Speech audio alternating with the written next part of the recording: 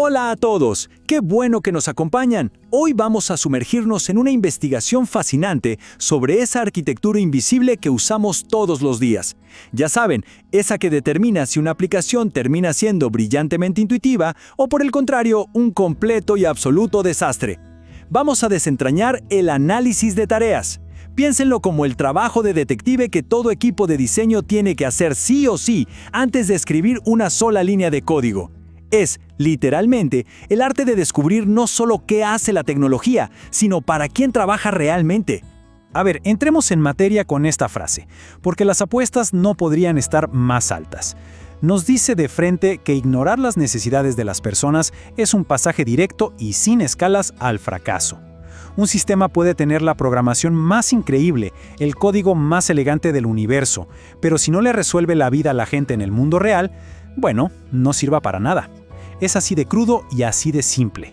Y para entender esto a fondo, nuestra hoja de ruta de hoy es súper clara. 1. El riesgo del fracaso. 2. Los fundamentos del análisis. 3. Las técnicas de investigación. 4. Analizaremos el famoso desastre del cajero BART. Y cerraremos con el punto 5, las 11 preguntas clave. Vamos allá. Empezamos con el punto 1, el riesgo del fracaso. Miren, diseñar para seres humanos es, por naturaleza, una locura de complejo. ¿Por qué es tan indispensable analizar las tareas a fondo? Pues porque allá afuera hay una variedad absolutamente infinita de personas intentando hacer una variedad infinita de cosas. Uno podría pensar, bueno, sigo una lista de buenas prácticas de diseño y ya está. Pero no, ojalá fuera tan fácil. Esas guías estándar y genéricas simplemente no encajan en todas las circunstancias. Conocer a la gente que va a usar la interfaz no es una sugerencia, es el paso número 1.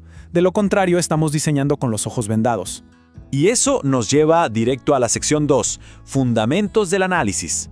Para que todo este trabajo de detective tenga sentido, necesitamos armar nuestro propio vocabulario, que básicamente se sostiene en 3 engranajes principales. El primero es el objetivo. Este es el panorama general, es el gran deseo o la meta final en la cabeza de alguien. En términos súper sencillos, es ese estado ideal al que quieren llegar. Imagínense, por ejemplo, que el objetivo es simplemente poder sentarse en el sofá a ver una película un viernes por la noche. Ese es el objetivo. Ahora, si bajamos un escalón en el nivel de detalle, nos encontramos con la tarea. Si nuestro gran objetivo es ver la película, la tarea es esa actividad específica, ya sea mental o física, que tenemos que hacer para lograrlo. Siguiendo con la noche de cine, la tarea sería todo el proceso de revisar el catálogo, comparar opciones y finalmente elegir la película perfecta. Y para completar el trío, llegamos al nivel más microscópico, la acción. Estas son ya las operaciones mecánicas individuales. Son esos pasitos granulares que hacemos casi en piloto automático, sin tener que resolver problemas. En nuestro ejemplo, una acción sería hacer clic en el botón de reproducir o simplemente deslizar el menú en la pantalla con el dedo. Objetivo, tarea y acción. Literalmente la anatomía de todo lo que hacemos en cualquier sistema. Todo este desglose se resume en la práctica en 2 grandes fases. Primero tenemos la fase de análisis, que es donde nos ponemos el sombrero de investigador, salimos al mundo real y recolectamos las pistas de cómo la gente hace sus actividades. Y luego viene la fase de modelado. Aquí es donde tomamos ese montón de pistas y las transformamos en algo que el equipo de diseño pueda usar. Ojo aquí, porque es vital usar herramientas como los escenarios y los storyboards. Al ilustrar paso a paso cómo interactúa alguien en su contexto real, el equipo puede ver la película completa y corregir los errores de usabilidad mucho antes de programar nada. Pasamos al número 3, técnicas de investigación. Bien, ya sabemos qué buscar, pero ¿cómo le sacamos esta información a la gente en el mundo real? Obviamente no podemos adivinar desde un escritorio. Aquí es donde entra nuestro kit de investigación. Hay que salir y hacer entrevistas, enviar cuestionarios y, lo más importante, observar a las personas directamente en su entorno natural, leyendo la documentación que ellos mismos usan. Y aquí hay un dato bastante curioso y muy real. La gente está ocupadísima. A veces, para lograr que se sienten a platicar sobre sus tareas, literalmente hay que comprar su tiempo ofreciéndoles tazas, bolígrafos, regalitos, lo que sea necesario para obtener esa información directo de la fuente. Y ahora veamos qué pasa cuando ignoramos todo esto, en la sección 4, el desastre del cajero BART. Para entender por qué todo esto no es solo teoría aburrida, vamos a analizar un caso legendario de un diseño catastrófico, el famoso cajero de boletos del BART, el transporte público de la Bahía de California. Esta imagen ilustra un caos absoluto, vean nada más esta interfaz. Es un mar agobiante de instrucciones y botones. La máquina obligaba a todo mundo a seguir un único camino súper rígido. No importaba lo que quisieran hacer, el sistema los forzaba a un ciclo estricto de primero tipo de boleto, luego tipo de pago, luego el pago en sí y luego el boleto. Esto creaba unos bucles de confusión verdaderamente terribles. Y si nos acercamos más, la pesadilla se pone peor. Resulta que había una trampa oculta. Si alguien quería comprar un boleto BART Plus, este tenía un costo mínimo de $28, pero la máquina no te avisaba de ese detalle hasta que ya le habías metido dinero. Y lo más imperdonable de toda esta tragedia, no había un botón grande para cancelar la operación. O sea, si se cometió un error, mala suerte. Estar frente a este aparato generaba pura y física ansiedad. ¿Qué falló aquí? Pues hubo una ceguera total hacia el evento humano. Los creadores olvidaron por completo quiénes eran sus usuarios. Ni siquiera pensaron en la inmensa diferencia entre un pasajero local que toma el tren todos los días y un turista que está completamente perdido. Asumieron que todos tenían las mismas habilidades tecnológicas e increíblemente olvidaron el mundo físico.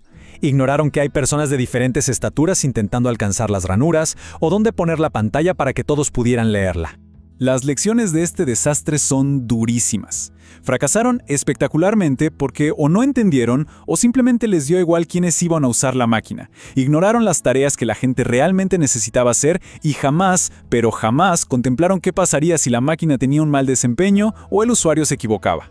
Y la moraleja es esta: cuando no te importan las tareas de las personas, el sistema se va a derrumbar bajo su propio peso.